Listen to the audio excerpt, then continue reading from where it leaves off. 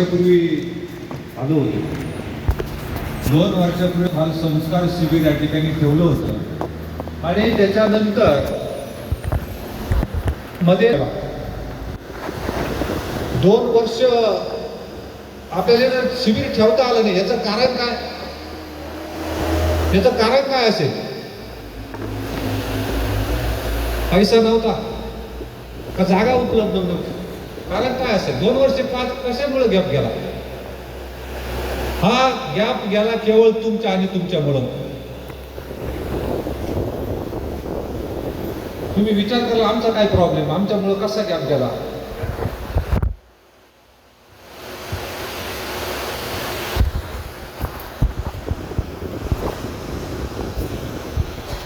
तर या 2 वर्षामध्ये तुमच्यात कोणताही बदल झाला नाही.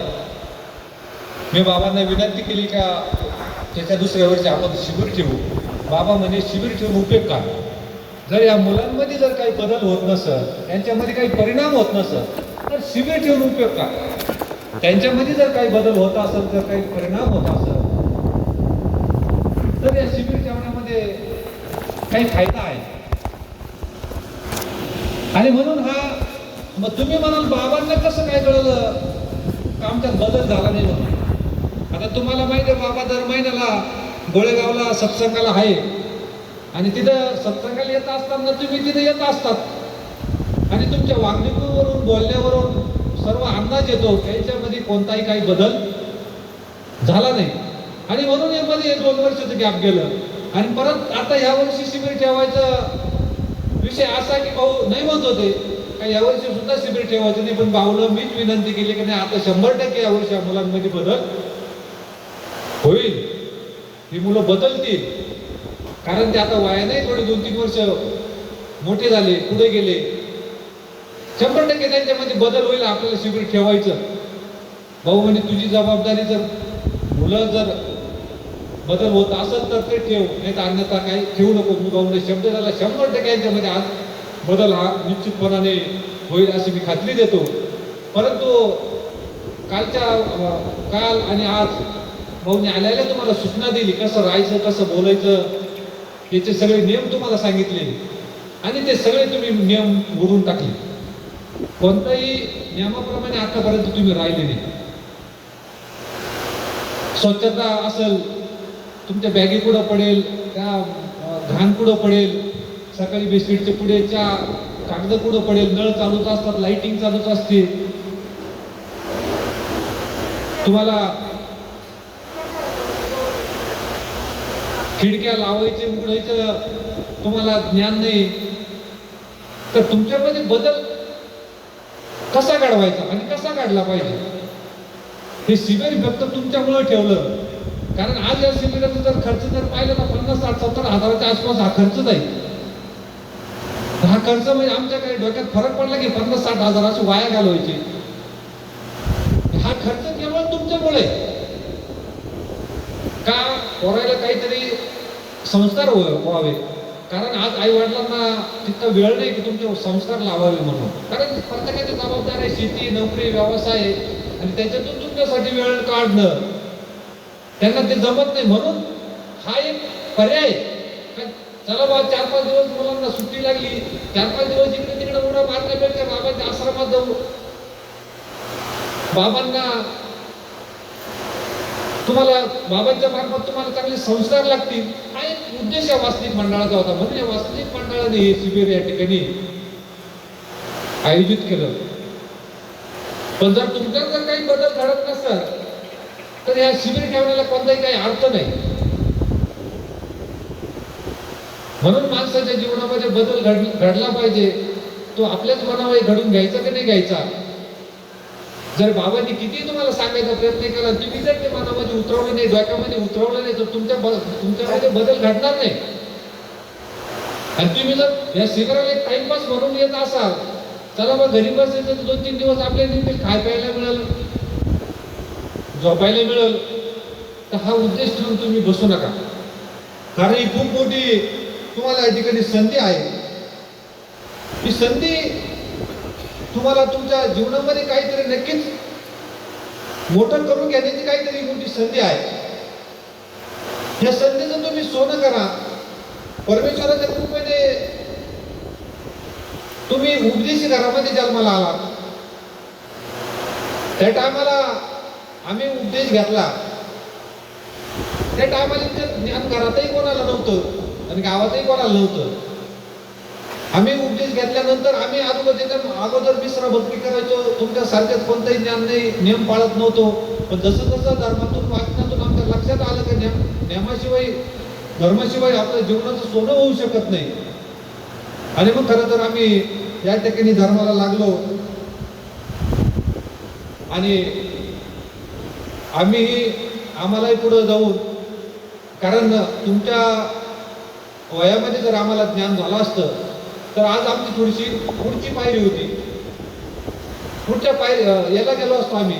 परंतु आमचं वय थोडंसं जास्त असल्या कारणाने जेव्हा उशिरा कळाल्या नाही, तर आम्ही आता थोडं परत आणखी 10-5 वर्ष पुढे गेलो. पण तुम्हाला ही खूप मोठी संधी. तुम्हाला कमी वयामध्ये आज काहीच वय 10 वर्ष, 15 वर्ष, 20 वर्षात तुम्हाला या बोध झाला, ज्ञान झालं. हे परमेश्वराचं तुमच्यावर खूप मोठी कृपा आहे. आणि तुमच्यावर परमेश्वराची कृपा असल्यामुळे तुम्ही आज इथं आला. जे आलं नाही त्यांचा हा अधिकार. आणि तुम्हाला वाटत असेल आमचे काही मित्र घरी आहे, आम्ही चालू इथं, जे नाही आले, तुम्हाला इथं आल्यानंतर काही दुःख वाटत आलं ते घरी मस्त बसला. इकडे काय सगळे नियम, सकाळी पहाटे 3ला उठा, परत 6 वाजेला बसा, परत जेवणही 12ला, परत व्यापार, झाडा, काम करा. आणि ही खूप मोठी तकलीफ आहे. हे असं तुम्हाला वाटत असेल, पण हा एक संस्कार आहे. कारण माणूस जगत असताना हे संस्कार माणसं वाचणं खूप गरजेचं आहे. आणि हे जगत असताना जीवनामध्ये संगत खूप महत्वाची आहे. संगत जर चुकली तर माणूस चुकतो, त्याचा रस्ता चुकतो, त्याचा मार्ग चुकतो, त्याचं सगळं जीवनच चुकतं. म्हणून जीवनामध्ये जर संगत करायची असेल तर चांगली संगत पाहिजे. समोरचा जो आपल्या बरोबर आहे त्याचं ज्ञान आपण तपासलं पाहिजे. त्याचे विचार, आचार आपण एकदा बघितले पाहिजे, तपासलं पाहिजे. या गोष्टी प्रामुख्याने आपण लक्षात घेतल्या पाहिजे. आणि आज जे आश्रमामध्ये आलेले आहेत सर्व मुलं, आज तुम्ही जर हे संस्कार जर घरी घेऊन गेले तर नक्कीच तुमच्यामध्ये बदल घडेल. घरामध्ये तुमच्या माध्यमातून बदल घडेल, गावामध्ये तुमच्या माध्यमातून काहीतरी बदल घडेल. तुमच्याकडून तुमच्या मित्रांना काहीतरी शिकायला भेटेल, काहीतरी आदर्श भेटेल. असं आदर्श जीवन आपण खऱ्या अर्थानं यामध्ये जगलं पाहिजे. आपले विचार करण्याची ताकद, आपले विचार करण्याचं सामर्थ्य हे नक्कीच आपलं वाढलं पाहिजे. माणसामध्ये 3 प्रकारचे ॲटिट्यूड असतात. ॲटिट्यूड म्हणजे माहित आहे काही? एक 0 ॲटिट्यूड. जर एखाद्याला विचारलं ना, गेलो आपण का बाबा तुला आज हे असं आमचं काम करायचं आहे, त्याच्या शब्दकोशात पहिला शब्द असतो की जमणार नाही, हे होऊ शकत नाही माझ्याच्यानं. हा त्याचा 0 ॲटिट्यूड. माझ्याच्यानं होऊ शकत नाही, तुझ्याच्यानंही पण होऊ शकत नाही. आत्मविश्वास त्याला नसतो. आणि 2 नंबरचा ॲटिट्यूड मध्यम. त्याला जर विचारलं तर असं काम तुला करावं लागेल, असं काम आहे, हे करशील का? तो म्हणतो बघू, करू, जमलं तर बघू, झालं तर करू. आणि 3 नंबरचा ॲटिट्यूड हा चॅम्पियन ॲटिट्यूड. त्याला जर विचारलं ना का तू हे काम करशील का, तो 100% आत्मविश्वास सांगतो 100% मी करीन म्हणजे करीन, हे माझ्याच्यानं होईल, मी करू शकतो. हा तो त्याचा चॅम्पियन ॲटिट्यूड असतो. हा आत्मविश्वास कशाने निर्माण होतो, हा चॅम्पियन ॲटिट्यूड कशाने निर्माण होतो, हे आपण शोधलं पाहिजे. हा निर्माण होतो, हा तयार होतो, हा केवळ न केवळ आपल्या बुद्धीनं, आपल्या विचारानं, आपल्या आचारानं आणि आपल्या धर्मानं. म्हणून आपण आपल्या जीवनामध्ये ध्येय ठरवलं पाहिजे. तुमच्या जीवनामध्ये जर तुम्हाला ध्येय नसेल तर तुम्ही कुठेही जाऊ शकत नाही. जर तुम्हाला नाशिकला यायचं असेल तर तुम्हाला तो रस्ता माहित पाहिजे, त्या रस्त्यानं तुम्हाला येता येईल. जर रस्ताच माहित नाही तर तुम्हाला यायचंय नाशिकला, ध्येय माहित नाही तर येणार कसे? नाशिकला म्हणजे तुम्ही चुकून इकडे चांदवडला जाऊ शकता, तिकडे मालेगावला जाशाल, इकडे सिन्नरला जाशाल, रस्ताच माहित नाही, ध्येय माहित नाही ना तुमचं.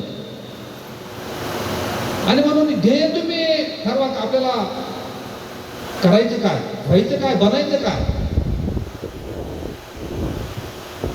आता जरी तुम्ही सर्व शाळेत जातात, शाळेत जाणं खूप गरजेचं आहे. मी म्हणत नाही तुम्ही शाळेत जाऊ नका, हा एक तुमचा शाळेत जाण्याचं वय आहे, पिरियड आहे. पण कोणत्या पिरियडला काय करायचं, कोणत्या पिरियडला काय करायचं, कोणत्या पिरियडला काय करायचं नाही, हेही आपण एक लक्षात घेण्याचा हा एक भाग आहे. आणि म्हणून तुमच्या वयानुसार तुम्ही आपलं ध्येय ठरवा आणि त्या ध्येयानुसार आपलं प्रगती आपण निश्चितपणाने या ठिकाणी करू शकतो. आपण शाळेत जातो, शाळेत का जातो,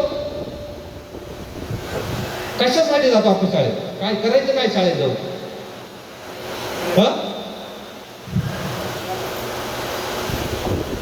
प्रसाद आणि कशासाठी शाळेत जातो आपण, तर अभ्यास करायचा का,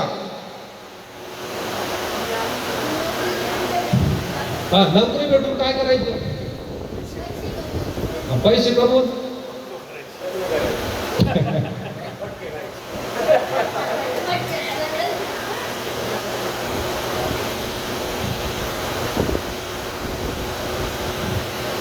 आपण शाळेत जातो केवळ आपण आपल्याला अज्ञान आहे, आपल्याला कोणत्याही गोष्ट माहित नाही, अज्ञान आहे. आपण अनाद्याविद्या आपल्यामध्ये, देवाने सांगितलं अनाद्याविद्यायुक्त हा जीव आहे. अज्ञान या जीवामध्ये ठोसून भरलेला आहे.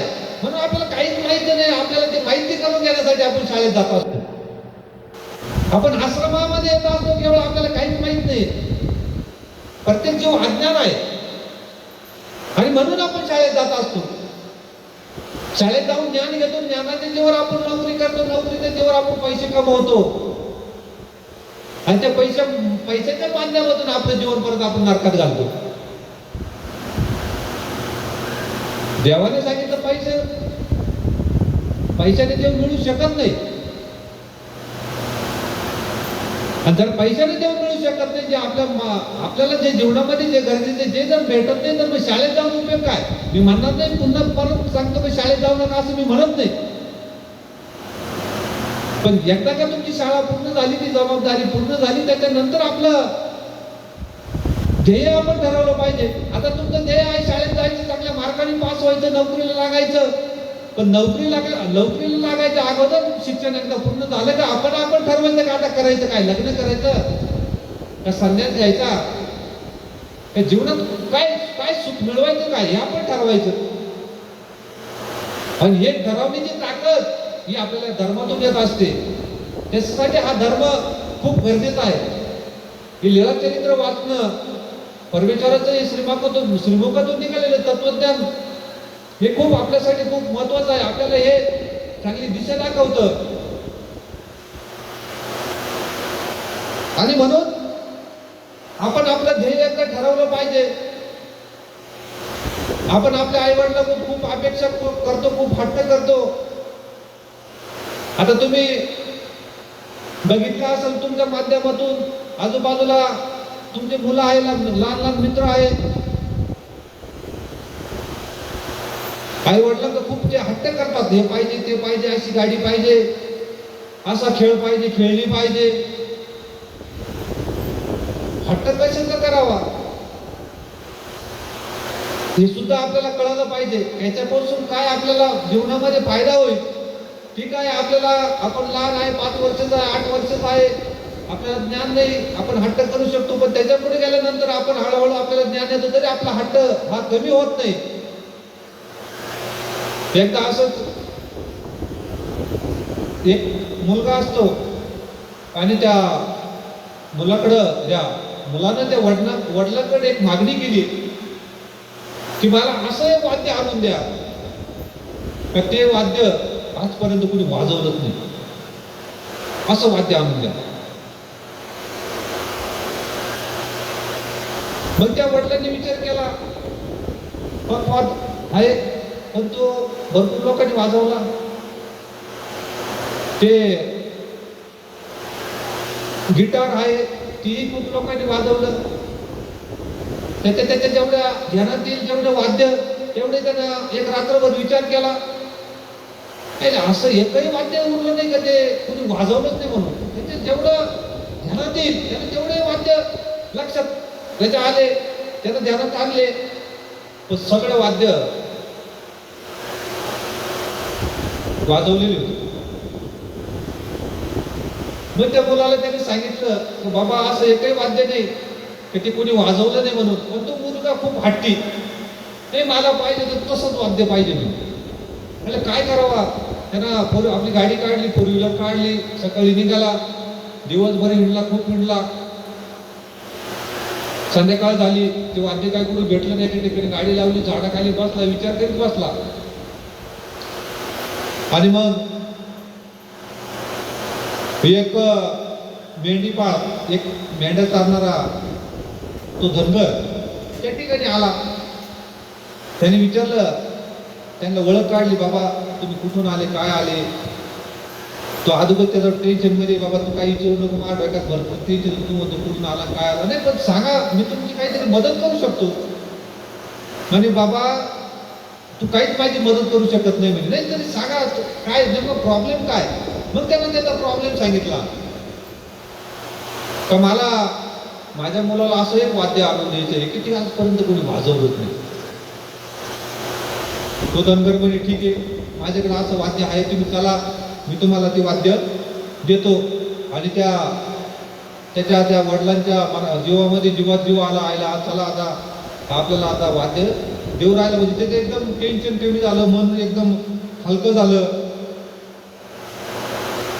पण तो म्हणजे तुम्हाला आता आमच्याकडे एक मुक्काम करावा लागेल, मी सकाळी उठलो की तुम्हाला ते वाद्य आणून देतो. आणि मग त्या रात्रभर त्या वडिलांनी त्या धनगराच्या तिथे मुक्काम केला. दिवस उगला की धनगर उठला, धनगरांनी चहा पाणी केलं. तर म्हणजे बाबा तुम्ही इथंच बसा, मी 2 मिनिटात ते वाद्य घेऊन येतो. आहे काय भाग सरळ बघा, राईट. आज मग तो धनगर निघाला, एक मडकं घेतलं, जंगलामध्ये गेला, एक त्या आग्याबोळ्याचं पोळ पाहिलं आणि त्या आग्याबोळ्याचं पोळ तोडलं, मडक्यात त्या मडक्यामध्ये घातलं, वरून बांधलं आणि घरी घेऊन आला. म्हणजे आणलं का वाद्य? हा म्हणजे आणलं. हे बघा, हे वाद्य आजपर्यंत कोणी वाजवलं नाही, म्हणजे असं वाद्य तुम्हाला मी आणून दिलं. म्हणजे वाजवायचं कसं, म्हणजे इकडे जवळ या, तुम्हाला सांगतो वाजवायचं कसं. काहीच करायचं नाही, म्हणजे फक्त या फडकं आहे ना याच्यावर हात फिरवायचा. त्यानं तो हात फिरवायला खाल्लं लगेच वांग वांग आवाज यायचा. असं कसा आवाज यायचा, वांग वांग. महत्वाचं नाही, उडताना पाहिलं तुम्ही कसा आवाज येतो, असा आवाज यायचा. ठीक आहे, एकदम मस्त वाद्य आणून दिलं. तो मुलाचा वडील खूप खुश झाले त्याचे. अरे वा, त्याला बक्षीस दिलं, चालत वर येतो, गाडीच बसला. पण गाडीच बसल्यानंतर परत त्याने ध्यानात आलं, काय आपण एक विचारायचं आपल्या लक्षात नाही राहिलं. म्हणजे काय हे वाद्य वाजवायचं तुम्ही सांगितलं, पण याच्यावर नाचायचं कसं हे तुम्ही सांगितलंच नाही. मग तो धनगर म्हणे, तुम्हाला जेव्हा नाचायचं असेल तेव्हा मला एक फोन करायचा, मी आता तुम्हाला सांगत नाही. नीट ऐका. ए जादूगर,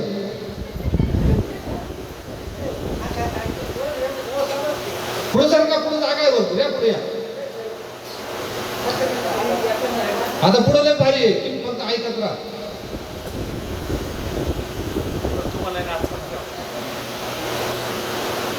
आणि मग तो म्हणजे तुम्ही घरी गेले मला कॉल करा, जेव्हा तुम्हाला नाचायचं असेल तर कॉल करा. ठीक आहे. तुझे मुलाचे वडील खूप खुश झाले, आनंदात होते, गेले घरी.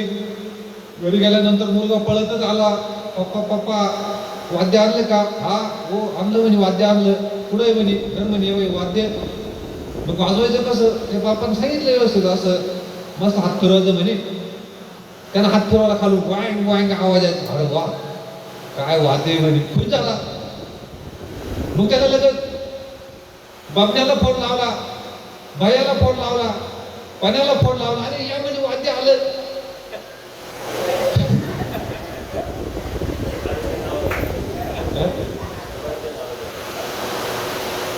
कृष्णा दादा आपल्या शिबिराला त्यांनी हजेरी लावली, त्याबद्दल त्यांचे खूप खूप टाळ्या वाजून स्वागत करा. काही कोण आल्या त्यांचे टाळ्या वाजून स्वागत करा. वाद्य वाजून स्वागत करा. आवाज करा. कसं आहे सांगतो पुढे. आणि मग त्यानं सगळ्याला त्याच्या मित्राला फोन केले.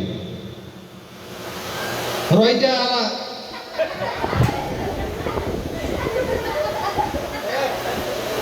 परश्या आला, आपले ते गोव्याचे 2 पोरं आले, आरची आली.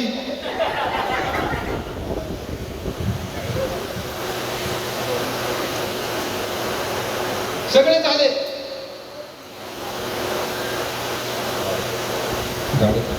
गाडेकर सावंतही खूप खूप टाळ्या वाजून या ठिकाणी स्वागत करा.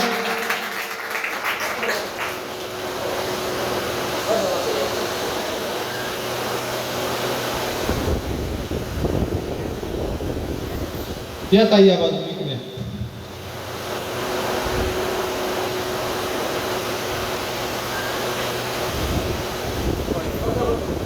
बस. इकडे लक्ष द्या आता, बस मागे नको. तर मग सगळेच आले. ती वाद्य बघून सगळे खुश झाले. अरे का वाद्य पाहिजे नाही म्हणे, आम्ही वाजून दाखवू म्हणे, वाजून दाखव. त्यानं मस्त हात फिरवला असं.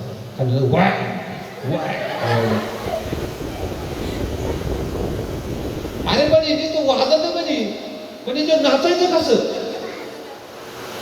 मग त्या बापाकडे गेले. हो पप्पा म्हणजे हे फक्त वाजत, आम्हाला नाचायचं. आमचे सगळे गोळा झाले, परीक्षा आरची सगळे आले म्हणजे नाचायला. त्याला आता नाचावं लागेल. एवढ्या लांबून आले ते 4 व्हीलर मध्ये, पण त्यांना जर नाचवलं नाही तर ते मला घोडे लावतील.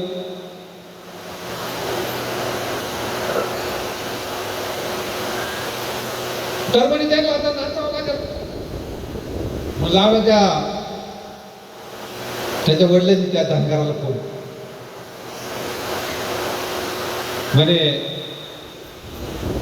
ते मुलाला पण तुम्ही दिलेलं ते वाद्य मी दिलं, पण त्याला आता त्याच्यावर नाचायचं. त्यानं वाजवलं, खूप मस्त आवाज आला त्याचा, त्याला खूप आवडलं ते. आता पण त्याला नाचायचं कसं? ते नाचायचं कसं तुम्ही सांगा. पण एक काम करा, ते जे फडक्याचं ते दोरी बांधलेली आहे ती सोडा. आणि त्या पोराने ती दोरी सोडली, जेव्हा त्या मधमाच्या काढून लागले पोर नाचायला.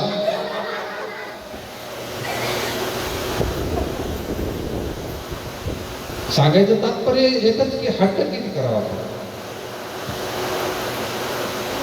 हा विनोद नाही. माणसाला जीवनामध्ये जे गरजेचं आहे, जे महत्वाचं आहे तेच आपण घेतलं पाहिजे. आपल्यामध्ये खूप सामर्थ्य आहे, आपल्यामध्ये खूप ताकद आहे, आपली खूप उंची मोठी आहे. आपण जीवनामध्ये काहीही मिळू शकतो, काही पण टॅलेंट आपल्यामध्ये फार भरपूर आहे. प्रत्येकाला मेंदू दिलेला आहे तो सगळ्यांना सारखाच. असं नाही की आता मेंदू तिची ताकद वेगळी, याच्या मेंदूची ताकद वेगळी, परिस्थिती वेगळी, रोहितीची वेगळी. सगळ्याची मेंदू सारखे. जन्माला परमेश्वरानं घालताना सगळ्याला मेंदू सारखाच दिला, पण तो वापर कसा करतो तो खूप महत्वाचा. एका शिक्षकाने एका विद्यार्थ्याला विचारलं, तुला 3 किलोमीटर पळायचं आहे, किती मिनिटात पळशील? तो म्हणे अर्धा एक तास लागत. अरे बाबा म्हणे हुसेन बोल्ट तो आहे ना, हुसेन बोल्ट, त्याचा रेकॉर्ड आहे 7 मिनिटाचं. मग तू 15 मिनिटं म्हण, 20 मिनिटं म्हण, 25 मिनिटं म्हण, 1 तास म्हणे माझं मला माहिती, तुम्हाला मला पळायचंय ना, मला माझी शब्द माहिती, मी किती पळू शकतो, तुम्हाला काय सांगू. त्याचा मित्र ते तिथं उभे होते आणि तितक्यात एक पिसळलेलं कुत्र जोरात आलं आणि तो मित्र म्हणतो, अरे पळ पळच्या पिसळलेलं कुत्र आलं, पळ पळ जोरात. अहो तो अगदी 5 मिनिटात 3 किलोमीटर पळाला. मग त्याने विचारलं, तू तर 3 किलोमीटर पळाला 1 तास म्हणत होता, आता 5 मिनिटात कसं पळाला? मग ते कुत्र मागं लागलं होतं ना, ते चावलं असतं. मग ही टॅलेंट कुठून आलं त्याच्यामध्ये? जेव्हा माणसावर संकट येतं ना, ऑटोमॅटिक आपलं मधलं टॅलेंट, आपल्या मधलं जे काही ते बाहेर निघत असतं. म्हणून संकट, हे अडचणी, हे दुःख हे चांगले असतात. आपल्यामध्ये टॅलेंट ते बाहेर काढतात. मग ते अडचणी, संकट वाईट नसतात, आपण त्याला वाईट समजतो. येऊ द्या, दुःख येऊ द्या, अडचणी येऊ द्या, काय यायचं ते येऊ द्या, पण त्याला घाबरून जायचं नाही, डगमगायचं नाही. नैतिकता जर माणसामध्ये असेल, नैतिकता हा धर्माचा पाया आहे. तुम्ही जर तुमच्या जीवनामध्ये जर परमेश्वराने सांगितलं नीट राहायचं, नीट बोलायचं, खोटं बोलायचं नाही, बाबाने तुम्हाला बऱ्याच कालपासून सांगितलं कसं राहायचं, कसं जगायचं, कसं बोलायचं. जर अशा पद्धतीने तुम्हाला राहिलं, तुम्ही संकट तुमची काही करू शकत नाही.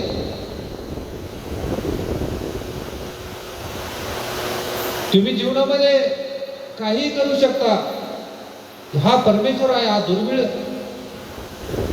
न मिळणारी वस्तू आहे, ती सुद्धा हा जीव मिळू शकतो. म्हणजे जीव विचार करा, हा जीव काय करू शकतो. अनमोल वस्तू आहे परमेश्वर.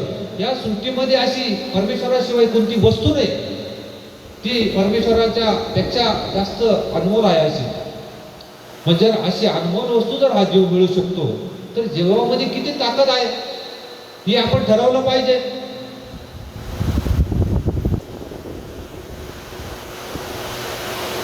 जंगलामधला सर्वात उंच प्राणी माहिती आहे तुम्हाला कोणता?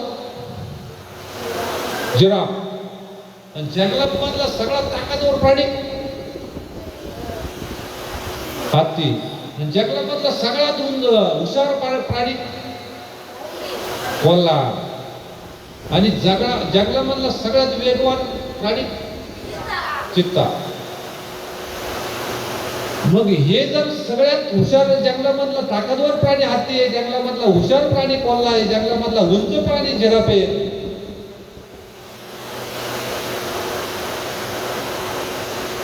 तर मग जंगलाचा राजा कोण? मासा का? त्या ताकदवर प्राणी इतक्या म्हणजे हत्तीन सगळ्याला हरवतो. काय असेल तो?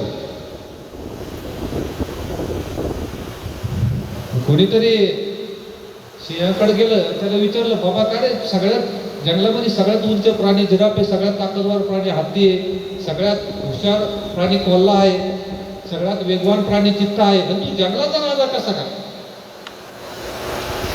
मग त्याने विचारलं, मी म्हणतो म्हणून मी जंगलाचा राजा आहे.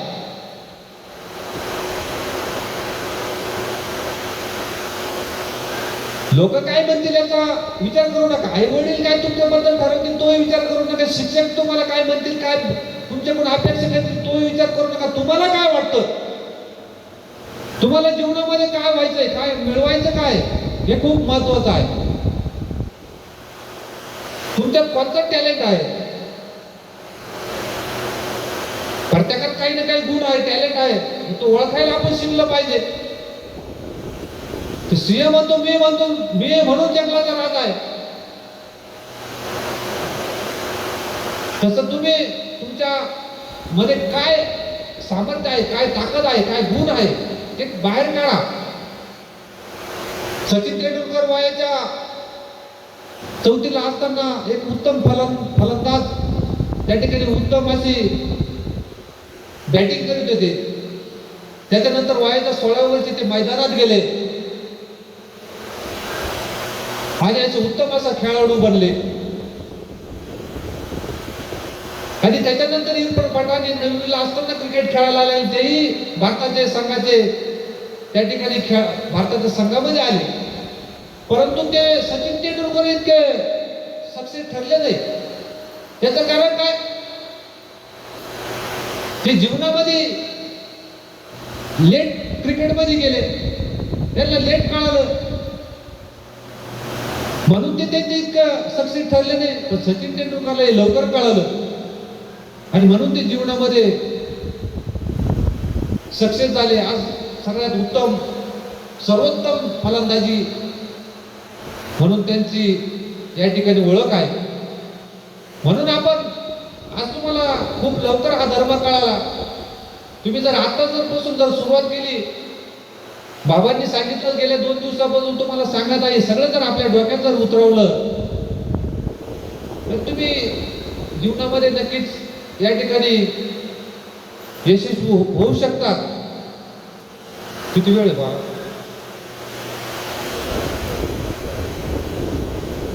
जीवनामध्ये नक्कीच आपण या ठिकाणी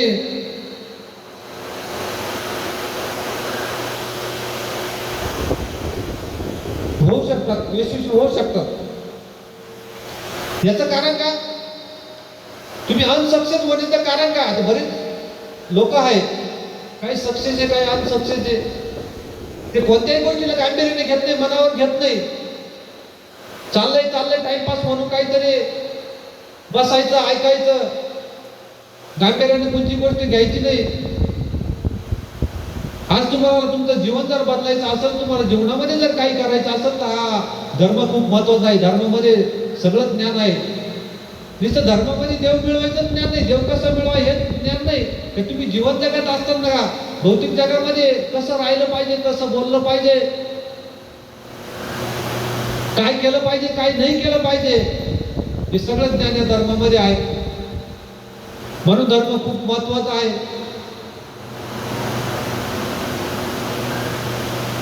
आज हे सुख आपल्याला समोर देतात, गाडी, बैला, बंगला, पैसा, हे तुम्हाला काही मोजके दिवस तुमच्या सोबत असणार आहे. 10, 20 वर्ष, 50 वर्ष, जसं तुमचं आयुष्याची कालमर्यादा आहे, जवळ तुम्ही या जगामध्ये आहे, जवळ तुमचं जीवन आहे, तोपर्यंत तुम्ही हे सुख भोगू शकता. परंतु मेल्यानंतर काय? मेल्यानंतर तर खूप काळ तुम्हाला, कारण हे तुमचं फक्त शरीर जाणार आहे, आत्मा हा अमर आहे, आत्मा कधी मरणार नाही. मी गेल्यानंतर आता आपल्या आत्मेचं काय? आत्म्याचं कल्याण कुठं होईल? तर जर आत्म्याचं जर आपलं कल्याण जर करायचं असेल तर हा धर्म करू शकतो. या 10-20 वर्षाच्या काळाचा तुम्ही विचार करू नका. हा आता निघून जाईल, तुम्हाला कळणार पण नाही. 100 वर्षाचा काल मर्यादा आहे आपल्या आयुष्याची. 100 वर्ष आपण जगू शकतो. पहिले लोक जगायचे, आता 50-60 मध्येच कार्यक्रम, काही लय झालं 70. जुने लोक जगायचे 100 वर्ष. आता अवघड आहे. आता आमच्यासारखे 40-40 वर्ष वय, आता किरण दादाचं 50, किरण दादा लय झालं 10 वर्ष जगणार आहे. सांगून देतो तुम्हाला आताच. त्याच्यानंतर महानंबर यायच्या तिने जे आदोगात लागेल चौरायचा. हे गोळेगावचे आमचे जे वासनिक आहे, आप्पा आहे, काजळे, हे लवकर जाणार. ही 5 वर्षात जाणार आता. आणि ही 5 वर्षात काय मजा करणार आता? तर यांना अनुसरल्याशिवाय पर्याय नाही. यांना जर यांच्या जीवनाचं जर सोनं करायचं असेल, जोक नाही, विनोद नाही, अनुसरल्याशिवाय पर्याय नाही. तुम्हाला जर तुमचं मेल्यानंतर जर आयुष्य जर सुखात काढायचं असेल तर अनुसरावं लागेल. म्हणून हा धर्म जवळून बघा. आपण खूप नशिबान आहोत, आपल्या खूप भाग्यवान आहोत की देवानं हा इतका चांगला धर्म आपल्याला कळाला, देवाने आपल्यापर्यंत पोहोचवला आणि तो समजून सांगायला बाबाला, बाबा आपल्या जवळ आहे.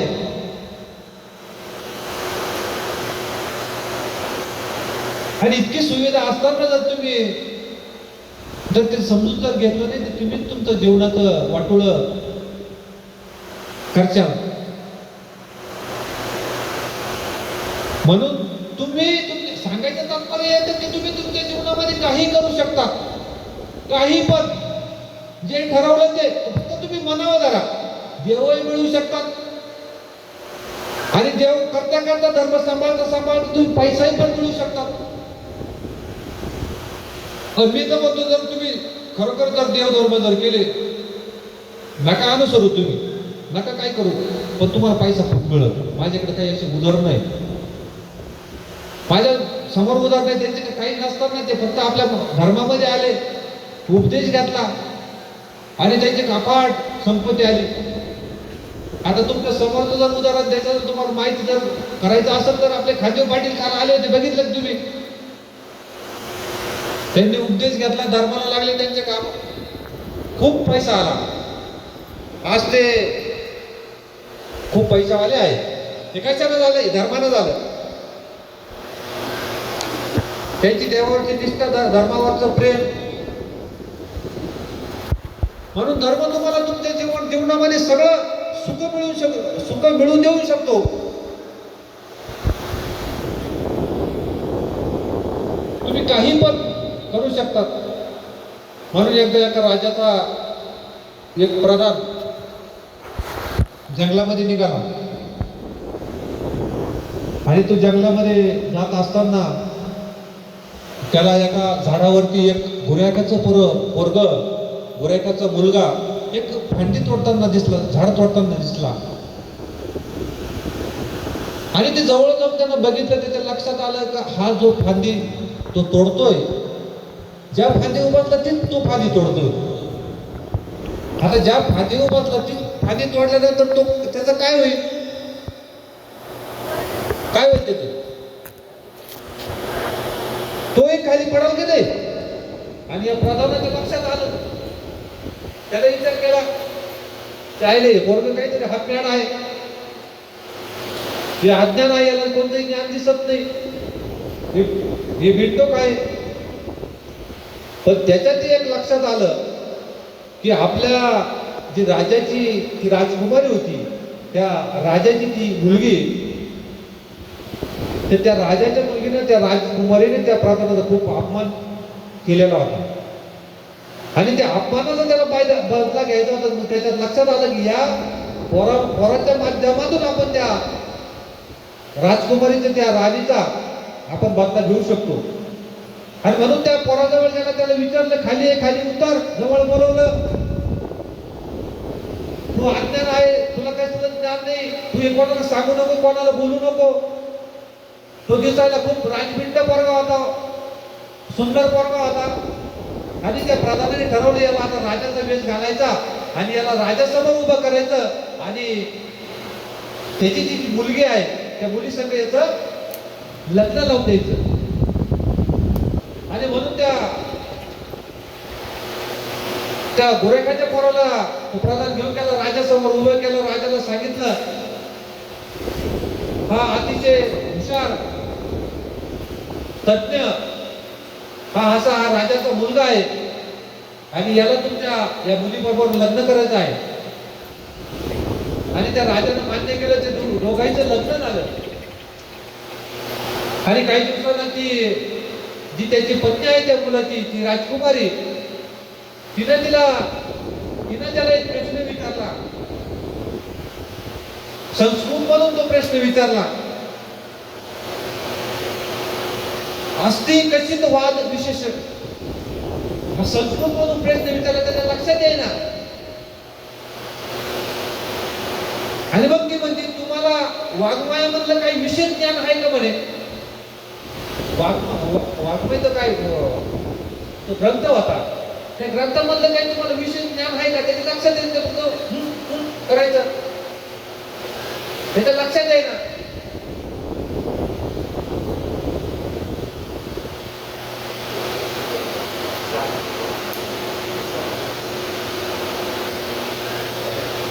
आणि मग